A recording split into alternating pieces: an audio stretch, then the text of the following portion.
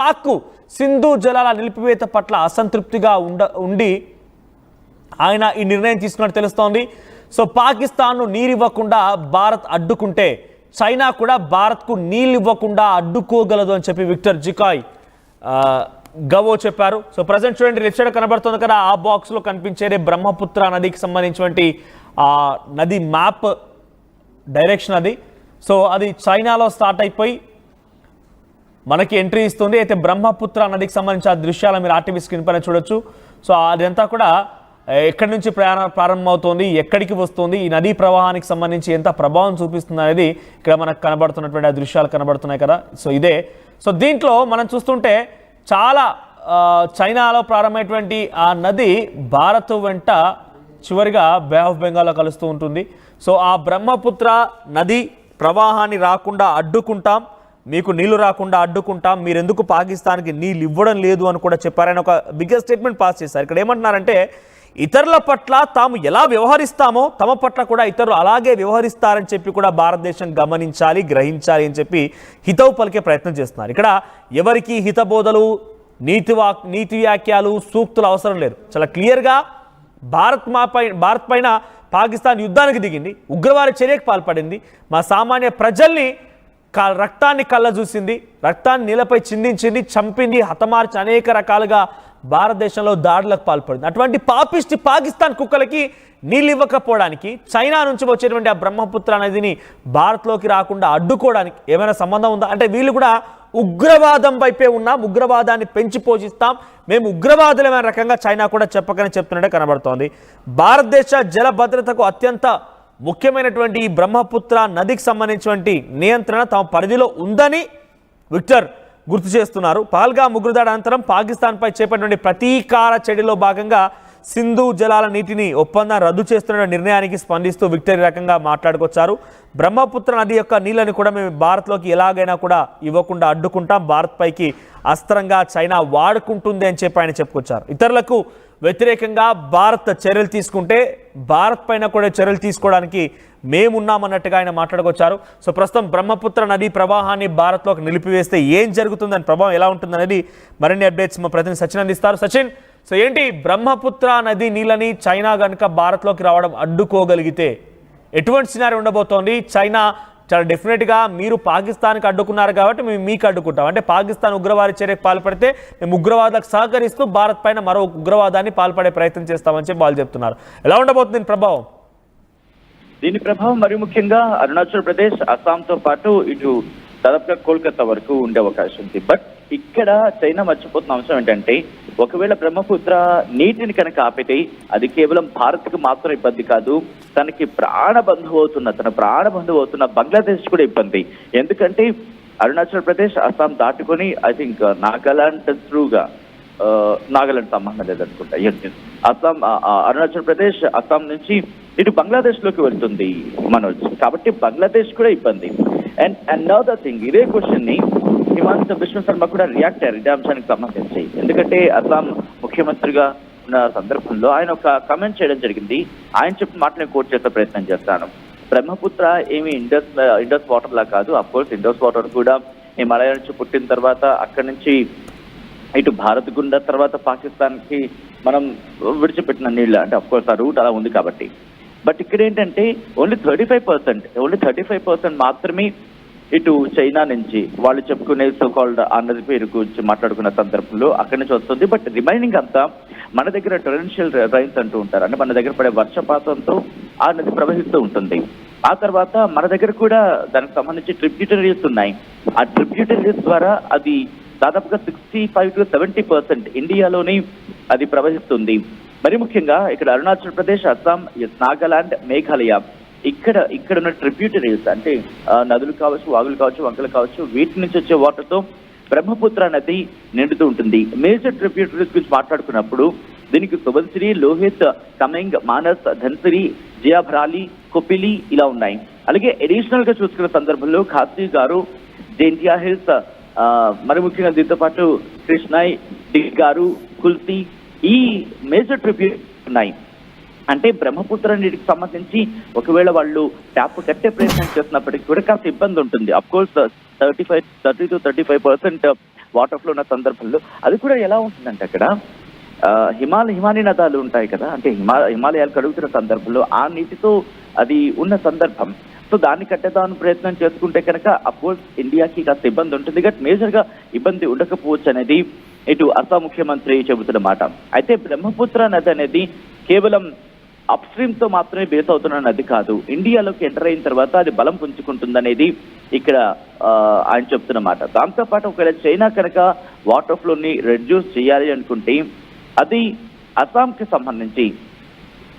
సంబంధించి వచ్చే వరదల్ని అది అడ్డుకట్ట వేసే హెల్ప్ అవుతుంది తప్ప ఇంకా వేరే కోణం కాదు అనేది. అఫ్కోర్స్ బ్రహ్మపుత్ర నదికి సంబంధించి అక్కడ పెద్ద ఆనకట్ట కట్టే ప్రయత్నం చేస్తోంది, పూర్తిగా నిర్వహించే ప్రయత్నం చేస్తోంది. భారత్ కూడా దీనికి తగినట్టుగా గతంలో మనం మాట్లాడుకున్నాం, చైనా కనుక బ్రహ్మపుత్ర నది మీద డ్యామ్ కట్టి ఆ డ్యామ్ ని ఒక్కసారి వదిలే ప్రయత్నం చేస్తే కనుక ఇటు అరుణాచల్ ప్రదేశ్, అస్సాం, నాగాలాండ్ తో పాటు మరికొన్ని ప్రాంతాలు ఒకవేళ మనం కూడా అదే ఫ్లోని రిలీజ్ చేసేస్తే బంగ్లాదేశ్ కూడా మునిగిపోతుంది ఒకవేళ అదే కంటిన్యూ చేస్తే కనుక. సో ఇక్కడ వాళ్ళు బెదిరింపులు దిగుతోంది, నేరుగా అక్కడ బెదిరింపులు దిగుతోంది. ఆ దేశానికి సంబంధించి అఫీషియల్ కి అక్కడ బెదిరింపులకి దిగలేదు, బట్ ఇక్కడ వాళ్ళు బెదిరింపులు దిగుతోంది. ఆ దేశానికి సంబంధించి సో కాల్డ్ రిఫరెన్స్ గా చెప్పిన వాళ్ళు కావచ్చు, వీళ్ళు ఈ బెదిరింపులు పాల్పడుతున్న పరిస్థితి ఉంది. విక్టర్ జికాయిగావ్ ఈయన ఎవరంటే వైస్ ప్రెసిడెంట్, బీజింగ్ బేస్డ్ గా ఉన్న centre for China and globalization సంబంధించిన వ్యక్తి. ఆయన ఏమంటున్నాడంటే కనుక మే ఫేస్ డిఫికల్టీస్, అంటే భారత్ కనుక పాకిస్తాన్ కి నీటిని విడుదల చేయకపోతే ఇటు భారత్ కూడా ఇబ్బందికర వాతావరణం ఫేస్ చేయాల్సి ఉంటుందని చెప్తున్నాడు. ఇక్కడ టిబెట్ లో పుట్టి ఆ తర్వాత మన భారత్లోకి అడుగుపెట్టి ఈ బ్రహ్మపుత్ర నీటిని వాళ్ళు అనేక రకాల వాళ్ళ పేరుతో వాళ్ళు పిలుచుకోవడం జరుగుతుంది. ఈయనేమంటున్నారు ఇక్కడికి టెన్షన్స్, ఇండియా పాకిస్తాన్ మధ్య టెన్షన్స్ వాటర్ షేరింగ్ విషయంలో బలపడుతున్నాయి కాబట్టి ఇటు చైనా కూడా అదే కోణంలో ఆలోచిస్తే ఏమవుతుంది, పక్క వాళ్ళతో మీరు ఏం చేస్తారో అది మీకు కూడా జరుగుతుంది అని ఇండైరెక్ట్ గా మనల్ని భయపెట్టే ప్రయత్నం చేస్తాం చైనా. కానీ చైనాకి అర్థం కాని విషయం ఏంటంటే మనకు ఆల్రెడీ దానికి సంబంధించిన స్ట్రాటజీ ఉంది. వాళ్ళు బేసికల్ గా నీటిని ఆపే ప్రయత్నం చేయాలనుకోవట్లేదు, ఎందుకంటే వాళ్ళకి కూడా తెలుసు నీటిని ఆపే ప్రయత్నం చేస్తే కనుక హిమాలయ నదాలు ఒకసారిగా కరిగే అవకాశం ఉంటుంది, కరుగుతున్న అవకాశం ఉంది. అట్ ద సేమ్ టైం వరదలు వస్తే కనుక చైనాకి ఇబ్బంది. సో ఆబ్వియస్లీ వాటిని నీటిని రిలీజ్ చేయాల్సిందే, అందుకనే డ్యామ్ కడుతున్నారు. ఆ డ్యామ్ కట్టినప్పుడు ఒక్కసారిగా అవుట్లు రిలీజ్ చేస్తుందేగా. సో భారత్ కూడా దానికి తగినట్టుగానే అరుణాచల్ ప్రదేశ్ కావచ్చు, అస్సాం కావచ్చు, ఇక్కడ కూడా డ్యామ్స్ ఏర్పాటుకు సిద్ధమవుతోంది. ఎందుకంటే మనకి వరదల ఇంపాక్ట్ అయితే ఉంది. ఇప్పుడు కూడా మనం చూస్తాం, మనకి పడిన వాయుగుండం ఎఫెక్ట్స్ ద్వారా వర్షాలు పడుతున్న నేపథ్యంలో అక్కడ ఆ వరదల ఇంపాక్ట్ తట్టుకునేందుకు ప్రభుత్వాలు ప్రయత్నం చేస్తున్నాయి. బట్ ఇప్పుడు బ్రహ్మపుత్ర నదికి సంబంధించి ఒకవేళ ఒక్కసారిగా ఫ్లడ్ పెరిగితే ఎలా అనే కోణంలో అక్కడ కూడా డ్యామ్స్ నిర్మించేందుకు భారత్ ఇప్పటికీ కసరత్తు ప్రారంభించింది. ఒకవేళ భారత్ వేసిన అడుగు కనుక సక్సెస్ అయితే వచ్చే ఇన్ఫ్లోని మనం తట్టుకోవచ్చు. At the same time already మనకి అక్కడ ట్రిబ్యూటరీస్ ఉన్నాయి కాబట్టి ఆ ట్రిబ్యూటరీస్ నుంచి వచ్చే వరదలు కూడా మనకి కంట్రోల్ అయ్యే అవకాశం, అంటే వరదలు కూడా కంట్రోల్ చేయొచ్చు. అస్సాం ముఖ్యమంత్రి చెబుతున్న మాటలకి ఇక్కడ కాస్త మనకి నమ్మసక్యంగానే ఉన్నాయంటే అతిశయోక్తి లేదని చెప్పుకోవాలి. ఎందుకంటే అరౌండ్ 65 to 70% బ్రహ్మపుత్ర నది భారత్లోని స్ట్రెంథన్ అవుతున్న నేపథ్యంలో మనం కనుక గట్టిగా పట్టుబడితే బంగ్లాదేశ్కి ఇబ్బంది అవుతుంది. సో మనం బూచిగా చూపించవచ్చు, మాకు చైనా నీళ్ళు ఆపేస్తుంది కాబట్టి. సో ఆబ్వియస్లీ అప్పుడు బంగ్లాదేశ్ చైనా మీదకి ఎక్కుతుంది, చైనా మీదకి ప్రెషర్ తెస్తుంది. ఎందుకంటే ఆఫ్ కోర్స్ చైనా నుంచి ఎప్పుడైతే మనకి ఆపేస్తుందో లేకపోతే వరద లాంటి ప్రభావాన్ని సృష్టిస్తుందో ఆబ్వియస్లీ మనం కూడా అప్పుడు మన డ్యామ్స్ నిర్మించుకుంటాం, మన డ్యామ్స్ మనం కట్టుకుంటాం. అరుణాచల్ ప్రదేశ్ కావచ్చు, అస్సాం కావచ్చు, లేకపోతే ట్రిబ్యూటరీస్ మీద కట్టుకుంటాం. అఫ్ కోర్స్ మన మీద కాస్త ఎకనామికల్ గా ప్రెషర్ పడుతుంది. ఇండియా బేర్ చేసి ముందుకు వెళ్ళగలిగితే ఈ అంశాన్ని ఆబ్వియస్లీ బేర్ చేస్తుంది, ఎందుకంటే బేర్ చేయాల్సిన అవసరం ఈశాన్య రాష్ట్రాలకు సంబంధించి. సో ఇప్పుడు ఈశాన్య రాష్ట్రాల మీద ఉడుంపట్టు అంటారు కదా, అది పెట్టే ప్రయత్నం చేస్తోంది. కానీ వాళ్ళకి అర్థం కాదంటే భారత్ ఆల్రెడీ గట్టిగానే పట్టు బిగిస్తోంది, ప్రతి అంశాన్ని పరిశీలిస్తోంది.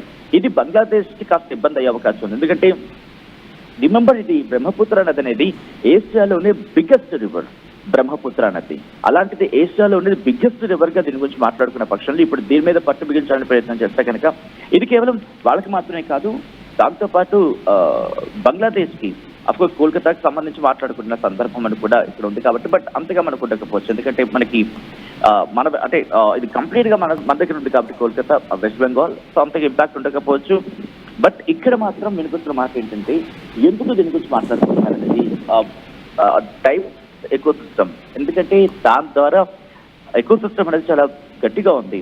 మరి ముఖ్యంగా బ్రహ్మపుత్ర నది ఎందుకు ఇప్పుడు ఇంత డిస్కషన్కి వస్తుందంటే దాని మీద బేస్ అయి అగ్రికల్చర్ ఉంది, మన అగ్రికల్చర్ ఉంది. అస్సాం, అరుణాచల్ ప్రదేశ్, బీహార్, వెస్ట్ బెంగాల్ వరకు కూడా ఈ బ్రహ్మపుత్ర నది మీద వ్యవసాయం ఆధారపడి ఉంది.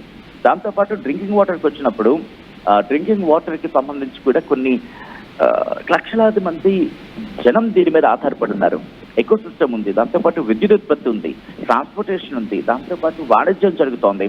అలాగే న్యూట్రియంట్ సోర్సెస్ కూడా దీని మీద గురించి ఉన్నాయి. అలాగే ఫ్లడ్ మేనేజ్మెంట్ కూడా బ్రహ్మపుత్ర నదికి సంబంధించింది, స్ట్రాటజీకి ఇంపార్టెన్స్ ఉంది చైనా, బంగ్లాదేశ్. సో ఇన్ని కారణాలున్న నేపథ్యంలో అగ్రికల్చర్ విషయంలో కావచ్చు, బయోడైవర్సిటీ విషయంలో కావచ్చు, హైడ్రో ఎలక్ట్రిక్ పవర్ ఇప్పుడు గవోయ్ చెప్తోంది it's an official statement, he given interview, అంటే ఆయన ఒక ఇంటర్వ్యూ ద్వారా చెప్పినటువంటి మాట స్టేట్మెంట్ గానే చూడాలి, it's an official on record గా చూడాలి. అంటే తను చెప్తున్న మాట ఈజీగా ఒక చిన్న విషయం ఏం కాదు, ఎందుకంటే రెండు దేశాలని, అటు చైనా, ఇండియా అండ్ బంగ్లాదేశ్, మూడు దేశాలను కవర్ చేస్తుంది. ఆల్మోస్ట్ ఆల్ అటు చైనాలో 2,90,000 స్క్వేర్ కిలోమీటర్స్ని కవర్ చేస్తోంది, ఇండియాలో కూడా సుమారుగా 2,40,000 change something square kilometers. At the same time అటు బంగ్లాదేశ్లో సుమారుగా 50,000 స్క్వేర్ కిలోమీటర్స్. ఇంత బిగ్గెస్ట్ రివర్ని అంత ఈజీగా స్టాప్ చేయగలుగుతుందా China? It's with simple words, ఒక మాట ద్వారా నిలిపివేయగలటువంటి ఒక సామర్థ్యం, శక్తి అంతటి స్థాయిలో ఉన్నాయంటారా? దాని మీద మనం సాధారణంగా తెలుగులో ఒక మాట అంటూ ఉంటాం, పగపట్టే పాము ఎంతకైనా సిద్ధపడుతుందని చెప్పి. బట్ పాము పగపడుతుందా పగపట్టదా అనేది విషయం పక్కన పెడితే ఆ సామెత మాత్రం ఉదాహరణగా తీసుకుంటే ఇక్కడ చైనా ఎంతకైనా తెగించే అవకాశం ఉంది. సో ఇది మాత్రం క్లియర్ కట్. సాధారణంగా మనం చూస్తూ ఉంటాం, ఎప్పుడైనా దౌత్యపరంగా వచ్చినప్పుడు లేకపోతే జియో పాలిటిక్స్ లోకి వచ్చినప్పుడు నేరుగా ఎవరు చెప్పి చేయరు, చేయరు. ఇది చూడండి, జాగ్రత్త పడాల్సిన అవసరం కూడా ఉంది. గతంలో మనం మాట్లాడుకున్నాం, బ్రహ్మపుత్ర నది మీద డ్యామ్ కట్టేందుకు చైనా పన్నాగాలు పన్నుతోందని చెప్పి అప్పుడే భారత్ అలర్ట్ అయింది.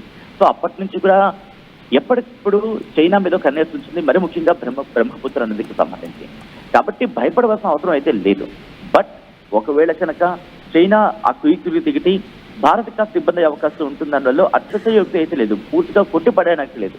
ఎస్, భారత్కి ఇబ్బంది ఉంటుంది. ఆన్ ద అదర్ హ్యాండ్ మాట్లాడుతున్నప్పుడు భారత్ దానికి నీటిగానే ఏర్పాట్లకు సిద్ధమైంది ఇప్పటికీ.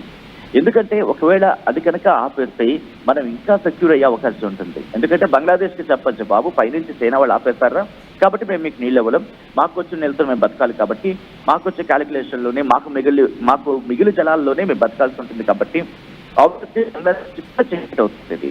సో ఇంతవరకు రెండు పిట్టలు అన్నట్టుగా చైనా కనుక అటువంటి ఉచ్చి బిగించే ప్రయత్నం చేస్తే ఇటు బంగ్లాదేశ్కి దెబ్బ పడుతుంది. అట్ ద సేమ్ టైం మనం ఫ్లడ్ వాటర్ ని కంట్రోల్ చేస్తున్నట్టు అవుతుంది. చైనా ఇప్పటివరకు అఫీషియల్ గా స్టేట్మెంట్ ఇవ్వలేదు, అదే వచ్చిన ఇంట్రెస్టింగ్ పాయింట్ అని చెప్పుకోవాలి. Manoj, thank you Sachin. So మొత్తం మీద చైనా టిబెట్ ప్రాంతంలో మొదలైనటువంటి బ్రహ్మపుత్ర నది చైనా మీదుగా ఇండియా